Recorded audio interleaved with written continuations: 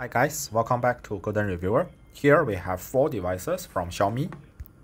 First one is the Redmi Note 10 Pro, which has the Snapdragon 732G processor. And this one goes for less than 300 bucks.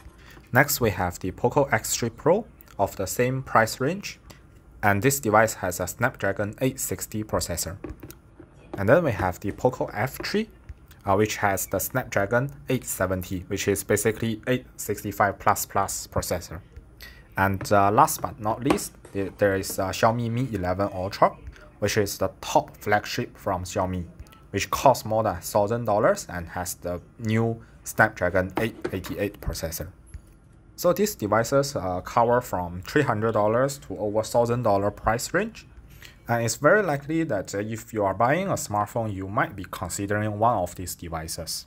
So today we are going to do a comparison, a gaming performance comparison between these 4 devices across all the price ranges, and see how they actually perform against each other and see how much that price difference makes, right?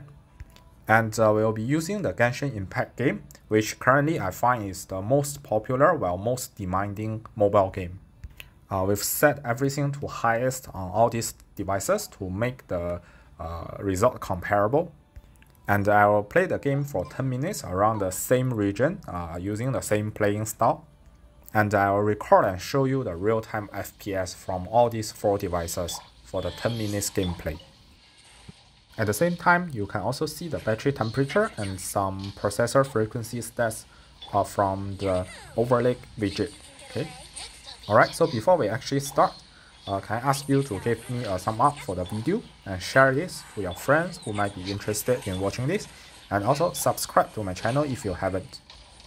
Okay, so let's start the test now, and you may choose to watch the full 10 minutes gameplay, or otherwise you can fast forward to the end of the video for the full results and comparison and my analysis. Okay, let's go. Let's light it up! Off we go! Here we go!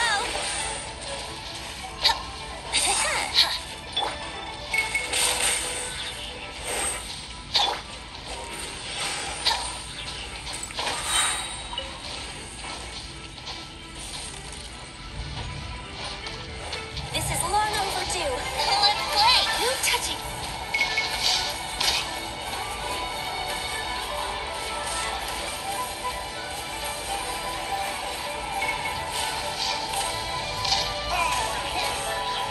Next time they think you can get away.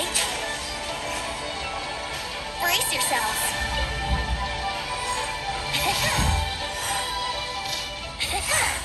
Time for takeoff. Brace yourself. Let's play. You two for history work.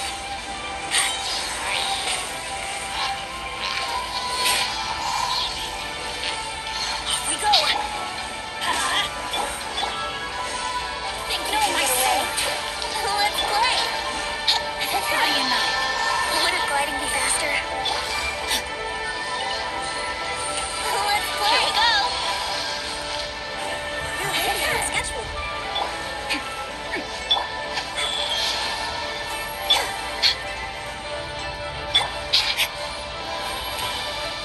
Yahoo!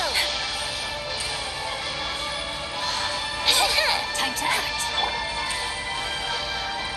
Wouldn't gliding be faster?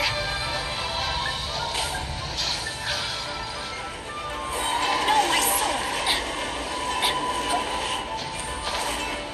Body and mind. Adventure time. Body and mind. Body and mind.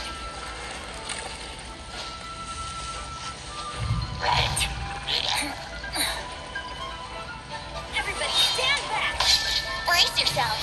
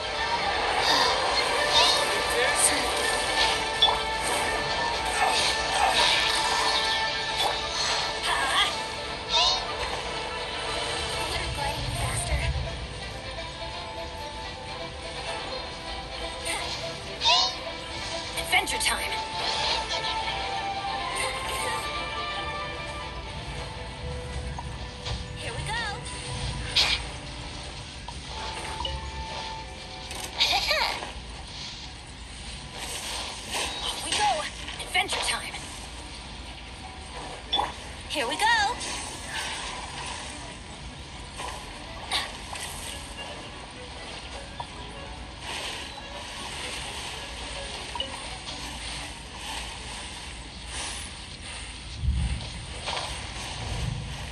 Adventure time.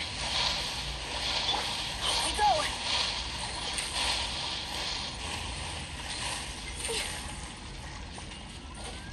Let's play. Let's play.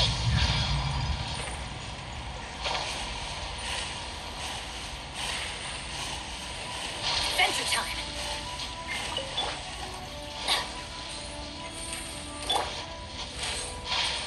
Here we go. Brace yourselves.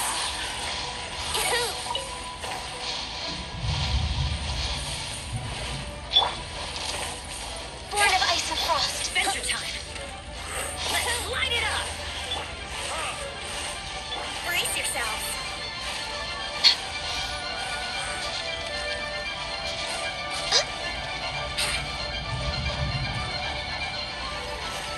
Yahoo! Let's play. Here we go. Everybody stand back.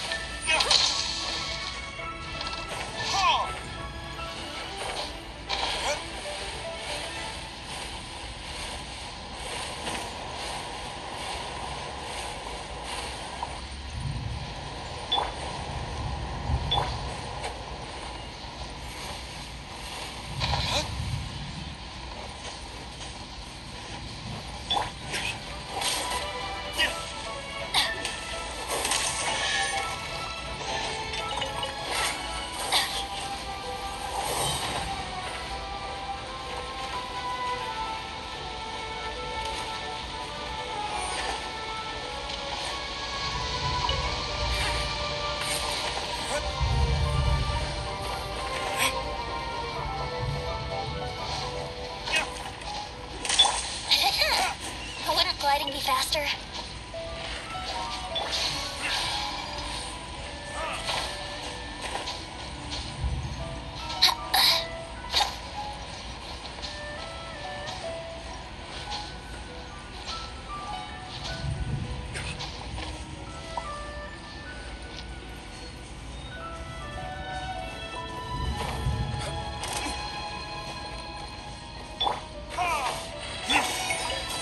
Everybody stand back!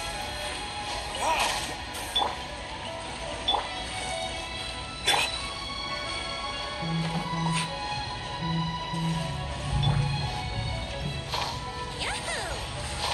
Think you can get away? Wouldn't gliding be faster?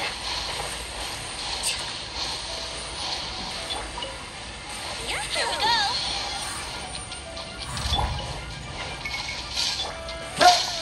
Adventure time!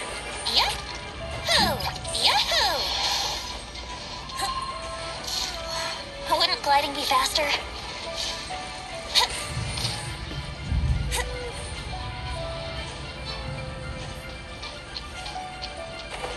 Going in! Wouldn't gliding be faster? Yeah!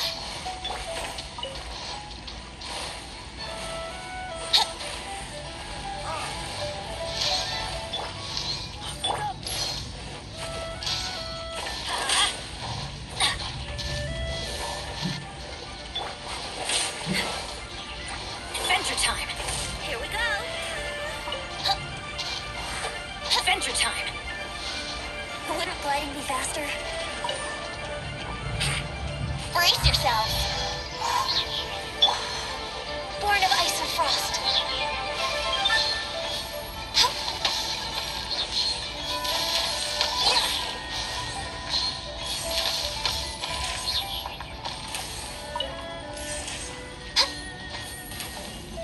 Wouldn't gliding be faster? Body, healthy mind.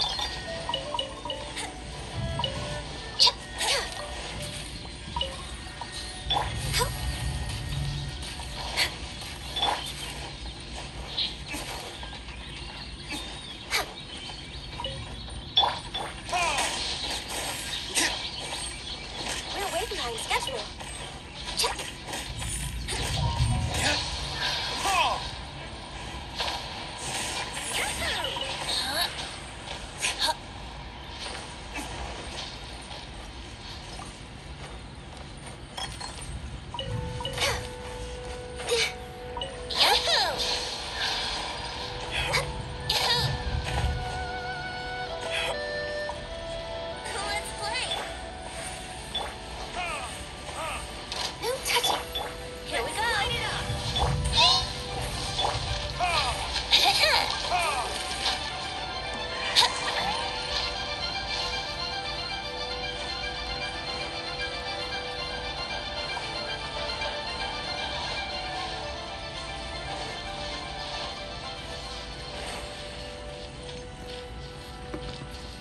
Okay guys, the results are in, and let's look at the FPS performance result first.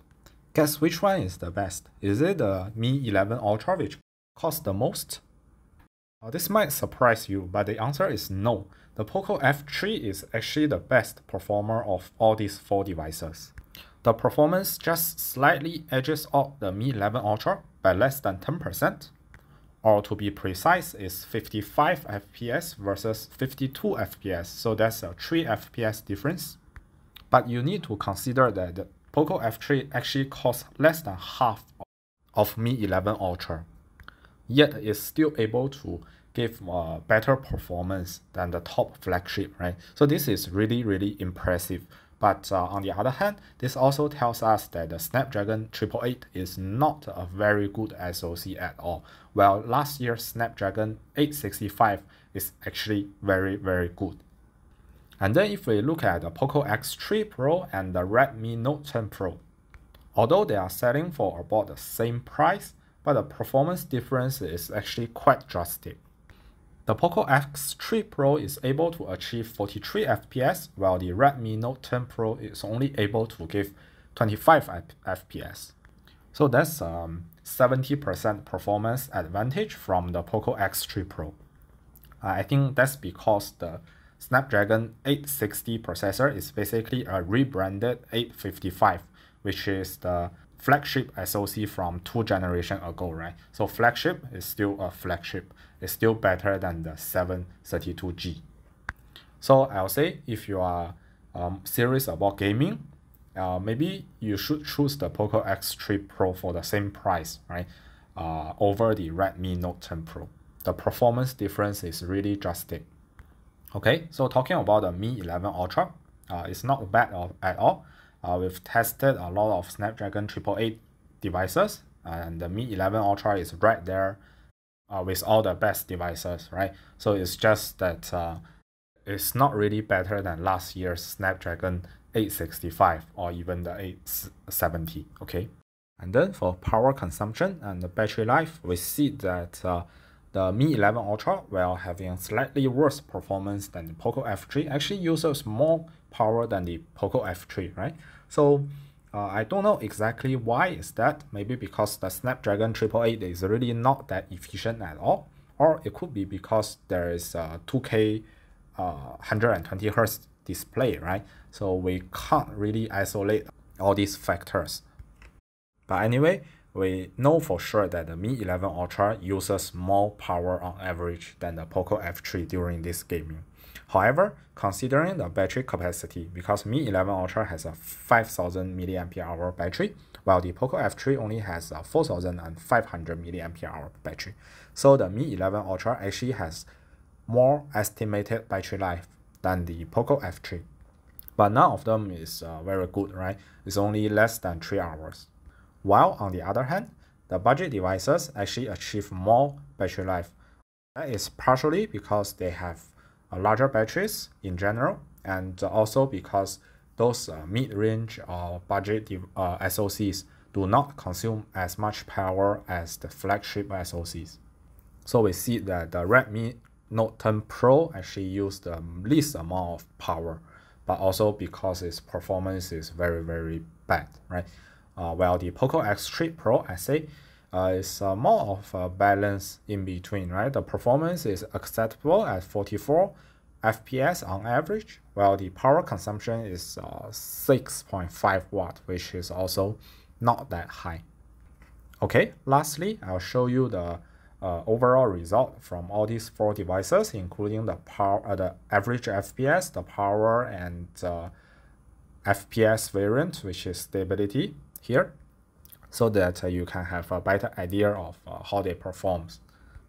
Alright guys, so that's all for today's video. I hope you enjoyed it, and thank you for watching. See you next time.